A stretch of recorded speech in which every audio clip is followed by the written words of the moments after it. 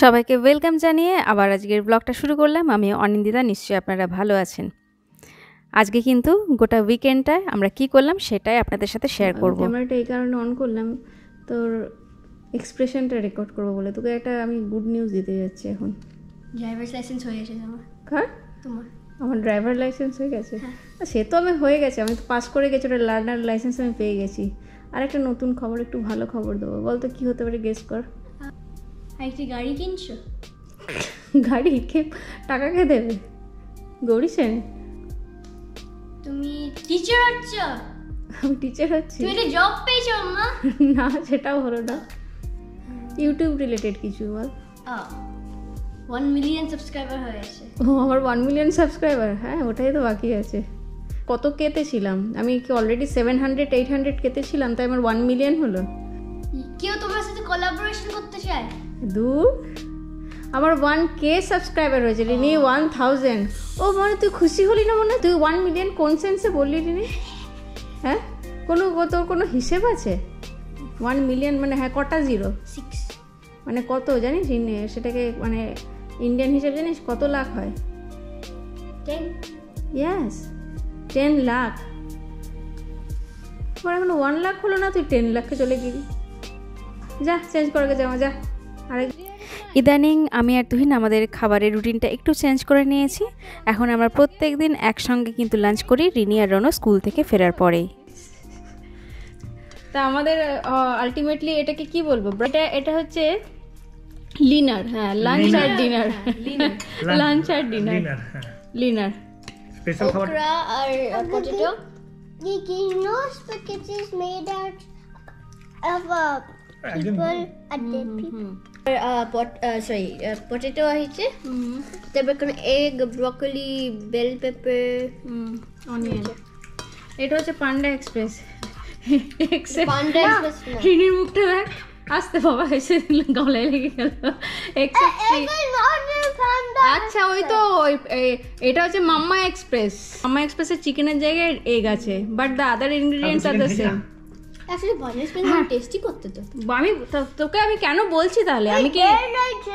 আমি কি এমনি এমনি বলছি নাকি? আমি তো জানি যে পান্ডা এক্সপ্রেসে তো এরকমই ব্রকলি, বেল পেপার দিয়েই তো জিনিসটা হয়। ব্রকলিটা থাকে না? হ্যাঁ থাকে, মানে ব্রকলিও থাকে।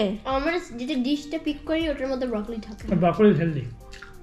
সবাই বলছে ডু রিনি। You agree? Yes or no? না তুই, সবাই বলছে রিনি কি ভালো, রিনি ভালো। রিনির আসল ভালোটা তাহলে দেখায় যে রিনি এরকম চুজি, পিকি, ইটার, তাই তো? I know. সবাই বলছে রিনি কি ভালো, তাই এটা কি ভালো মেয়ের লক্ষণ? আর সব থেকে বেস্ট হচ্ছে এইটা। এখন আমি খাবো। ওতে শুধুমাত্র একটা আলু রয়েছে চিকেনের ঝোলের। হ্যাঁ, চিকেন ঝোল না, শুধু আলুটা রয়েছে আর চিকেন কালকেই সব শেষ। এটা অসাম খাবার। হ্যাঁ, ওইটা সত্যি সব থেকে টেস্টি তো ওটাই। তাহলে আমি হাফ খেয়ে নেবো, রেখে দে। চলো খাও। রনোর খাবারটা দেখ কি সুন্দর, দেখি মানে সত্যি ভালো। চিকেনের মাংস ছিল তো, রেখে যদি খাওয়া যাবে। হ্যাঁ, চলো খাও, খেয়ে নি চলো আমরা। বাজে এখন শনিবার প্রায় সকাল 10টা। দুজনকে মাথায় একটা ভালো রকম তেল মালিশ দেওয়ার পরে এখন স্নান করতে পাঠাবো। আর আজকে সকাল সকাল স্নান করার একটাই কারণ এরপরে কিন্তু আপনাদেরকে নিয়ে যাব একটা দারুণ জায়গায়। প্রথমবারের জন্য আমরাও সেখানে যাচ্ছি। গত 1 মাস ধরে প্রচুর চর্চায় আছে এই জায়গাটা। তাহলে চলুন ব্লগের পরবর্তী অংশটা দেখতে থাকুন। আর খাওয়া দাওয়া বলতে আজকে কিন্তু শুধুমাত্র এখন ব্রেকফাস্ট করেই আমরা বেরিয়ে যাচ্ছি। মন্দিরে দেখি যদি কিছু প্রসাদ পাওয়া যায়, সেখানেই কিনে আমরা খাবো প্রসাদ।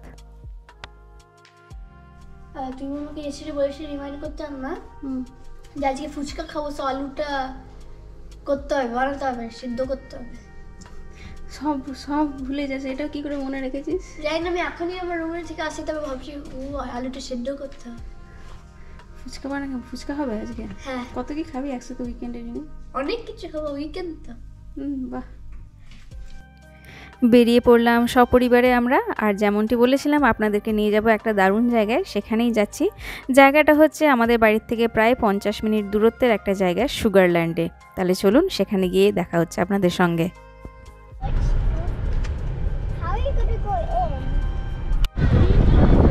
আপনাদেরকে অবশ্যই কিন্তু দেখালাম স্ট্যাচুটা, যেটা বলছিলাম এতক্ষণ ধরে। এটা হচ্ছে হিউস্টনের সব থেকে বলবো ফেমাস একটা এবার থেকে টুরিস্ট স্পট বলুন বা আমাদেরও আসার একটা জায়গা হয়ে গেল। এটা হচ্ছে ইউএসএর 3rd টলেস্ট স্ট্যাচু।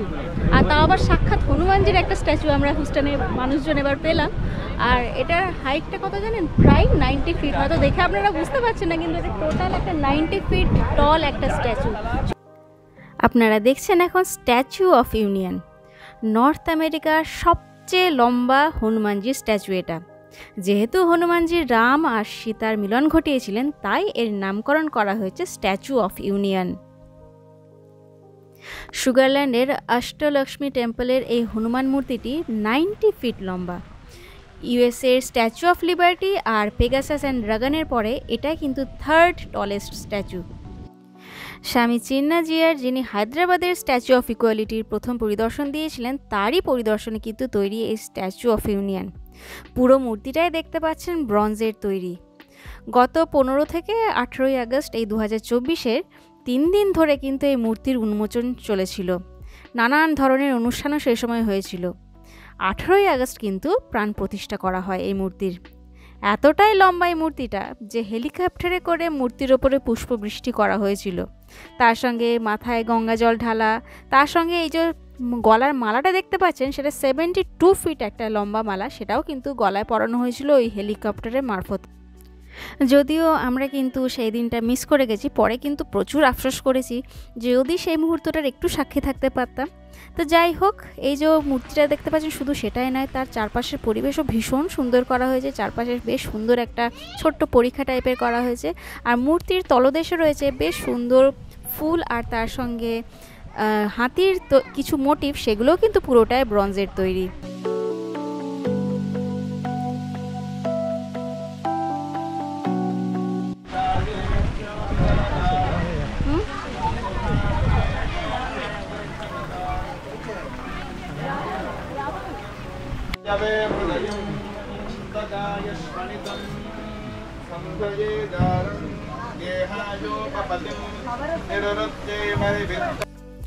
দেশের বাইরে, তাও আবার স্বয়ং হনুমানজির এরকম একটা মূর্তি এখানে যে প্রতিষ্ঠা হয়েছে, এটা কিন্তু একদিকে যেমন গর্বের, তেমনি এখানকার কিছু খ্রিস্টান মানুষের মধ্যে কিন্তু এটা হিন্দু ফোবিয়া নাকি তৈরি করেছিল।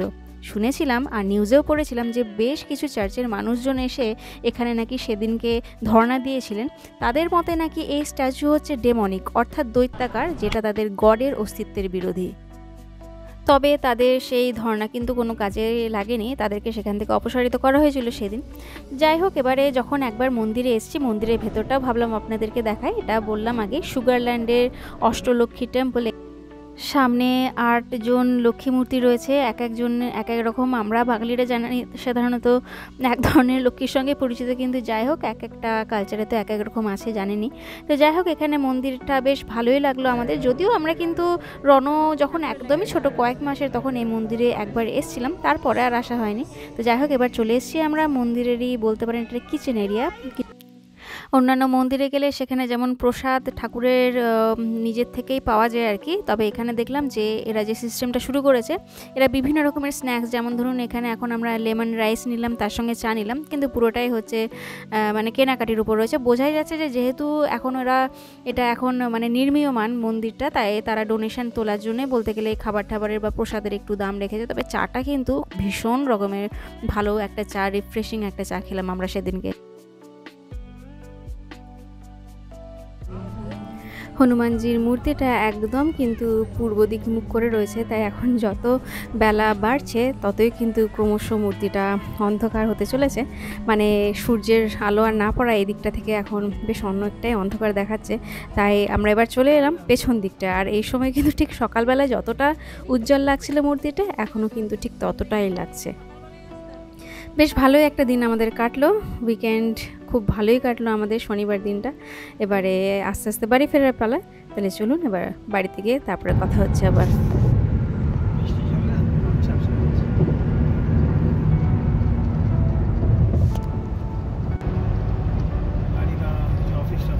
একটা ছোট প্লাস্টিকের বক্স কৌটোতে ট্রান্সপারেন্ট সাদা, ওই তাকটাতে ছোট ট্রান্সপারেন্ট সাদা, And I want. ওই যেগুলোতে আমি জেনারেলি রাখি আর কি। কি হয়েছে কি? Making it for you because you don't know how to make it. I do know how to make it. What's wrong with it? কি করছিস? See? কেমন আমাকে করাচ্ছে পুরো? আর আমাদের স্ন্যাক্স বা রাতের ডিনার যাই বলুন না কেন সেটা কিন্তু এই ফুচকা খেয়ে কিন্তু আজকের মতন আমাদের খাওয়া দাওয়া শেষ হবে। উইকেন্ড মানেই নানান রকম হাবিজাবি খাওয়া দাওয়া তো থাকে, কিন্তু বাচ্চাদেরকে প্রমিস করেছিলাম। আর এই ফুচকার প্যাকেটটা অনেক দিন আগে কেনাও ছিল, সেই ইন্ডিয়া যাওয়ার আগে কস্টকো থেকে 3টে প্যাকেটের একটা সেট পুরো কেনা হয়েছিল, এটাই লাস্ট প্যাকেটটা পড়েছিল। তো যাই হোক, এখন জানেন তো রনও একটু বড় হওয়াতে আর এখন সমস্ত রকম খাবার খাওয়াতে আমাদের সুবিধাই হয়েছে। যে কোনো জিনিস এখন খাওয়া হলে সেটা কিন্তু রনও বেশ ভালো রকমই আমাদের সঙ্গে কিন্তু তাল মেলায়। একদিকে ভালো, ফ্যামিলির সবাই যদি একই রকম খাওয়া খেতে ভালোবাসে তাহলে কিন্তু এই রাত্রেবেলা আবার নতুন করে ডিনার বানাতে বসার যে ঝামেলা সেটা কিন্তু আর থাকে না। তো যাই হোক, আজকের মতন তাহলে আমাদের এই উইকেন্ড স্পেশাল ব্লগটা এখানেই শেষ করলাম। কেমন লাগলো গোটা ব্লগটা সেটা কিন্তু অবশ্যই তাহলে কমেন্ট করে জানাবেন। আর যদি ভালো লেগে থাকে কোনো রকমভাবে ব্লগটা, তাহলে কিন্তু অন্যদের সঙ্গে অবশ্যই শেয়ার করবেন। আবার আপনাদের সবার সঙ্গে দেখা হচ্ছে পরের আর একটা ব্লগে। ভালো থাকবেন সকলে।